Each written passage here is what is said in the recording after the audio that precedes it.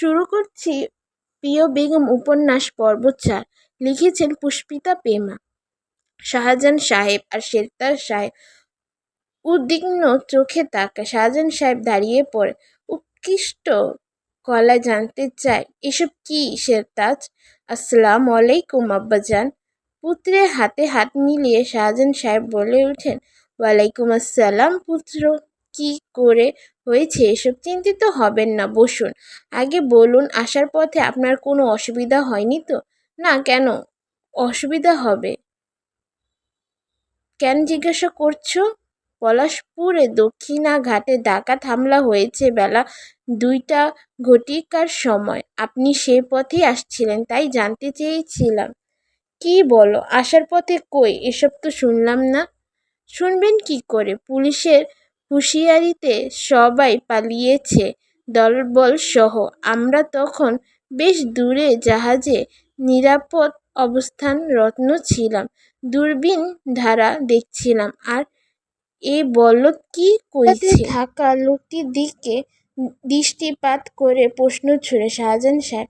শেরতাজ বলে, এরা ছিটকে ডাকাত, যাত্রাপালে গিয়ে পয়সা হাতাচ্ছে আর না দিলে চাকু মারছে। নারী শিল্পীর গায়ে চাকু মেরে দিয়েছে। আমরা সব পরিকল্পনা জেনে গেল। কাল মঞ্চে তার কাজ ছিল। আমি এখন এই অল্প সময়টুকুর জন্য নারী শিল্পী কোথায় পাব? বলা শেষ হতে না হতেই কাঁধে ক্ষত স্থানে হাত দিয়ে ফুট শব্দ করে সে সাফায়েত মারতে মারতে ক্লান্ত হয়ে বন্ধুর পাশে এসে বসে। স্বাভাবিক হয়ে গলায় স্বর খাটে নামিয়ে বলে, মহলে মনে হয় নতুন মেহমান এসেছে। সে জাত কপাল ভাঁজ করে তাকায়, বলে, সুলতান মহলে অতিথি আসবে যাবে, এ আর নতুন কি? ওর হতে না হতে মহলে অভ্যন্তরে ঘুমন্ত মানুষগুলো জেগে উঠেছে। কোরআনে মধুরের সুর প্রতিধ্বনিত হচ্ছে অন্দরমহলে। অপরূপা ঘুম ভাঙল দেরিতে। সারা শরীর ব্যথা হয়ে আছে, মাথাটা ভার হয়ে আছে। কোনো এক গোপন ব্যথা সারা রাত বালিশ আঁকড়ে ধরে কেঁদেছে সে। ভাগ্য তাকে কোথায় এনে ছুঁড়ে ফেলেছে যেন। এই মহলে মানুষগুলো তার বড়ই অদ্ভুত লাগছে। কাল একজন অকারণেই তাকে আঘাত করলো। সে তো কখনোই কাউকে এভাবে আঘাত করতে পারত না। মহিলা কেন এমন করলেন অপরূপা ভেবেই পেল না। অন্যদিকে একটা মানুষকে নির্মমভাবে মারল। এরা এমন কেন? সে বর্তমান আর ভবিষ্যৎ ভেবে অস্কিত হয়। ভাবে, এই মহলটার দিনগুলোই কিভাবে যাবে, কখন তার অপেক্ষা প্রহর ফুরাবে, কখন মানুষটা আসবে। উদ্বিগ্ন হয়ে বললে, অপা, তোমাকে না আমি পাগল হয়ে যাচ্ছিলাম। তার কোনো নড়চড় না দেখে বাবার আদেশে অপরূপার গতিতে পা রাখল সায়রা। ঘরের জানালা কপটা মেলে দিল। এক টুকরো ভোরের আলো জানালা দিয়ে ঢুকে মেঝেতে গড়াগড়ি গেল। তখনই বিছানা ঘুমিয়ে আছে এক কোমলমতি নারী। ভোরের পাখি গুঞ্জন কানে আসতে সুস্পষ্ট চোখ দুটো মেলল অপরূপা। ঠোঁট নাড়তে যেতেই প্রচুর ব্যথা অনুভব হলো। হাত পা টান দিয়ে মাথা পুনরায় তুলল বালিশে। তারপর সায়রা পাশে এসে বসে বলল, ঘুম ভালো হয়েছে? উঠে পড়ো। আচ্ছা, তোমার নামটা তো অনেক বড়। তোমাকে বাড়িতে কি নামে ডাকতো? অপরূপা উঠে বসল ধীরে ধীরে। সায়রা তার দিকে দৃষ্টি ফেলল। কাল যেমন বিদ্বেষ্ট লাগছিল তাকে, আজ ভোর আলো তার চাইতেও বেশি সিক্ত লাগছে তাকে। গত রাতেই সায়রা আর সোহিনী মিলে তাকে নিরস্কার করে একটা সবুজ রঙের সুতির শাড়ি পরিয়ে দিয়েছে। নিভাঁজ ললাটে দুপাশে বিচ্ছিন্ন কয়েকটা কোকড়া চুল ঝুড়ো হয়ে আছে। ঠিক তার মতো করে। অতিশয় নিষ্পাপ চেহারায় সে সায়রার দিকে তাকিয়ে থাকল। আঁচল টেনে গায়ে আঁচল জড়িয়ে উত্তর দিল, অপা ডাকত। সায়রা তার জবাব পেয়ে পাশ ঘেঁষে বসল, বলল, তাহলে আজ থেকে আমিও তোমাকে অপা বলেই ডাকবো। তুমি আমাদের নাম ধরে ডাকতে পারো। অপরূপা পূর্ণ মৃদুর দৃষ্টিতে তাকিয়ে বড়ক্ষণে চোখ নামিয়ে ফেলল। সে মুহূর্তে সোহিনী কক্ষে প্রবেশ করল। এই অপরূপা, রসাই ঘরে চলো, মা বেগম তোমাকে ডাকছে। ভয় পেও না, হ্যাঁ? সায়রা ওর হাতটা আলতো করে ধরে বলল, আম্মাজান মাঝে মাঝে অস্বাভাবিক আচরণ করেন, তুমি এটা মাথায় রেখো না। একবার ওনার মন জয় করতে পারলে উনি তোমাকে অনেক মহব্বত করবেন। অপরূপা মৃদু মাথা ঝাঁকায়। সায়রা আর সোহিনী সাথে রসায়ন ঘরে চলে যায়। পাশে কামরা হতে পুরুষালী গলায় শব্দ কানে ভেসে আসে। বুক কামড়ে ধরে, মনে হয় ওখানে উনি আছেন। প্রকাণ্ডে রসায়ন ঘরে একপাশে মাটিতে পাতের চটে বসে গপাগপ খাবার গলাকরণ করছেন বাড়ির কাজের বুয়াগুলো। রসায়ন ঘরেও রাজকীয়তার ছোঁয়া। সব হাঁড়ি পাতিল আসবাবপত্র তারা কথা জানা দিচ্ছে। মাংস আর গোপাল জলে গন্ধে মোমো করছে পুরো রসায়ন ঘর। অপরূপা পা রাখার সাথে সাথে সবাই একসাথে চোখ তুলে তাকায়। অপরূপা কোনো দিকে না তাকিয়ে খোদেজার দিকে তাকায়। খোদেজা চোখাচোখি হয়ে যাওয়ার চোখ নামিয়ে ফেলে। বক্ষ পঞ্জরে কাঁপুনি ধরে, গলা শুকিয়ে আসে। এই সায়রা, তোর ভাইজানকে গরম পানি দিয়ে আয়। এই মেয়েরে নিয়া আজ যাত্রাপালা দেখতে যাবি। সায়রা পিতলে বাটিতে গরম পানি ঢেলে দিতে দিতে বলে, জি আম্মাজান, যাব। ভাইজানের কাছে যাই। সায়রা বেরুনোর সময় সোহিনীকে ইশারা করে কিছু একটা। সোহিনী হাস্যমুখে বলে, মা বেগম, আমি আর অপরূপা খেতে বসি। কোলে নিয়ে বসাতে হবে তোমাদের। মোটেও না। সোহিনী অপরূপাকে টেনে নিয়ে নিচে সোনালি রঙের চট পাতে বাদামি রঙের পেয়ালার করে হরিণের মাংস আর গরম গরম রুটি নিয়ে খেতে বসে। অপরূপা আবারও খদিজার দিকে তাকায়। খদিজা গিয়ে তার পাশে খেতে বসে, বলে, কাল জবাই করেছে এই হরিণ। রাঁধতে রাঁধতে আমার সময় শেষ, খাওয়ার সময় পেলাম না। অপরূপা রুটি মাংস বাড়িয়ে দেয়, আমাদের সাথে খান। রুটি ছিঁড়ে মুখে পুরে খদিজা উঠে যায়। অপরূপা খিদে চোটে তৃপ্তি সহকারে রুটি দিয়ে হরিণের মাংস খায়। কতদিন সে খায় না।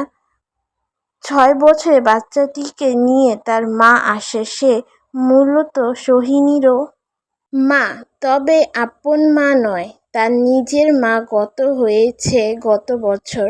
15 হবে। তার কয়েক বছর পর সে তাজ সুলতান নতুন বিবাহ করেন। সেই ঘরে পুত্র শিভান। হাসি খুশি চঞ্চল দুরন্ত বড় ভাইজানরা ছাড়া তাদের সাথে সে সারাক্ষণ তুমুল দুষ্টুমিতে মেতে থাকে। সুন্দর বউ, আমিও তোমার সাথে খাবো। অপরূপা তার মিষ্টি হাসে। শিভানের মাও হাসে ছেলের কথায়। অপরূপার পাশে বসে পড়ে শিভান। রুটি ছিঁড়ে মাংস খেতে খেতে বলে, আমি বেশি বেশি খাবো, কারণ আমার মুখে বেশি রুচি। সোহিনী তার পেটে গুঁতো মেরে বলে, এই জন্য তো আপনার পেটটা তবলার মতো হয়ে যাচ্ছে দিন দিন। কাজের বুয়াসহ সবাই একসাথে হি হি করে হেসে ওঠে। শিভান খিটখিট করে হাসে। অপরূপা আবারও তার হাসিতে থমকে যায়। বুকের ভিতর তোলপাড় হয়। কত প্রশ্ন মনে জাগে। খোদেজা পাতিলের ধোঁয়ার কাস্তে কাস্তে জানতে চায়, তোমার বিয়ে কি কাজী বাড়িতে হয়েছে মেয়ে? কোন কাজী বাড়ি সেটা? তখন অপরূপার গলায় রুটি আটকিয়ে যায়। কাস্তে কাস্তে চোখ লাল হয়ে আসে তার। খাদিজা মহা বিরক্ত হয়ে তাকিয়ে থাকে, মেয়েটা নিশ্চয়ই কিছু লুকাচ্ছে।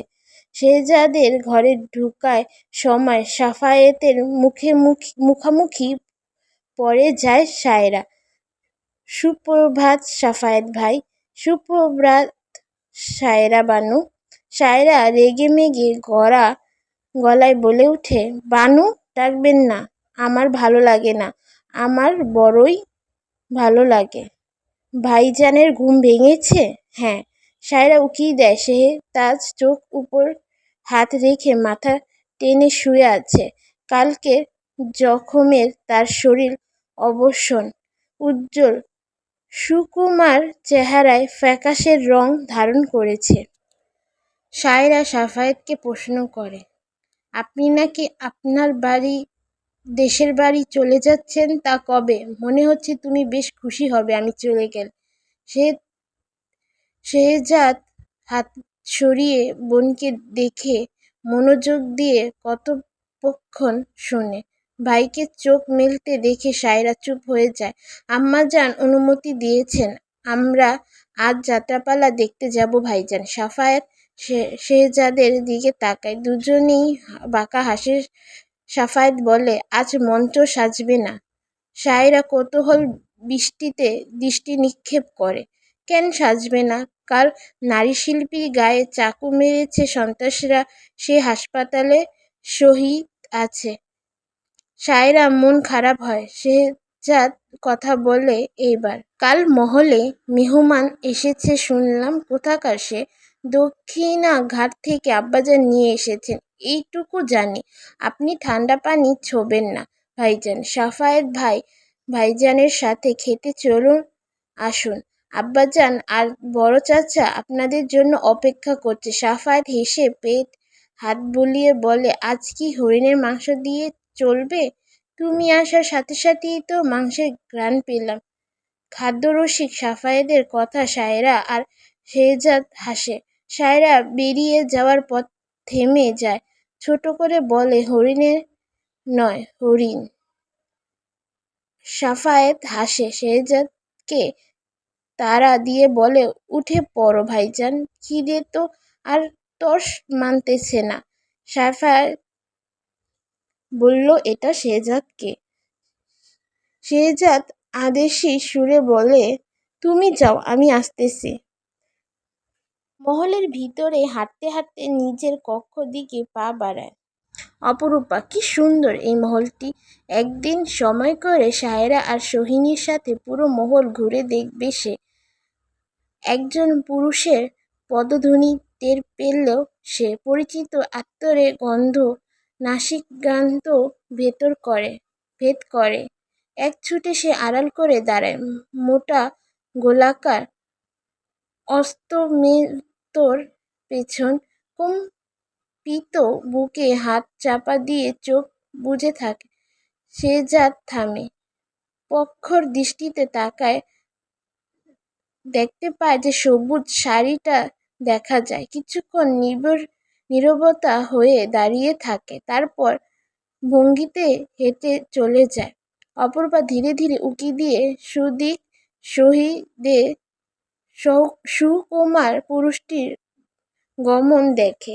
কালকে সেই রক্তভেজা নির্মমতা আর পাশবতায় মোড়া পুরুষটি অপরূপাকে ভাবিয়ে তোলে। কানে আসে চাবুক মারার আওয়াজ আর অত্যাচারে চিৎকার করতে থাকা লোকটির মর্মভেদী আর্তনাদ। অপরূপা দ্রুত পায়ে ছুটে যায় সেই আওয়াজ অনুসরণ করে মহল চত্বরে। গতকালকে সেই লোকটাকে পেটানো হচ্ছে, রক্তে মাখামাখি তার শরীর। আর কিছুক্ষণ এভাবে চাবুক পেটাতে থাকলে লোকটা আটকা পাবে। পেটাতে থাকা লোকটিকে দেখে মনে হলো পয়সা বিনিময়ে গতর খাটা লোক, যার সাথে তার বিন্দুমাত্র শত্রুতা নেই। শুধুমাত্র পয়সার জন্য একটা মানুষকে এভাবে মারছে। আঘাত করতে করতে পাশবিক আনন্দে লোকটা হাসছে ও দেখতে কিসকায় রোগা মনে হলেও মারার সময় বেশ শক্তি প্রয়োগ করছে সে। ফুলস্বরূপ নিজেই হাঁপিয়ে উঠেছে। অত্যাচারে চাবুকের আঘাতে লোকটি পানি পানি শব্দ করছে। এই ছিল প্রিয় বেগম উপন্যাসের ৪র্থ পর্ব। আশা করি ভালো লেগেছে সবার। ভালো লাগলে অবশ্যই কমেন্ট করে জানাবেন। আর পড়তে আমার একটু ভুল ত্রুটি হলে আমাকে ক্ষমা করবেন, কারণ এই প্রথমই আমি উপন্যাস পড়ছি। আশা করি আপনাদের সবারই ভালো লাগবে। ধন্যবাদ।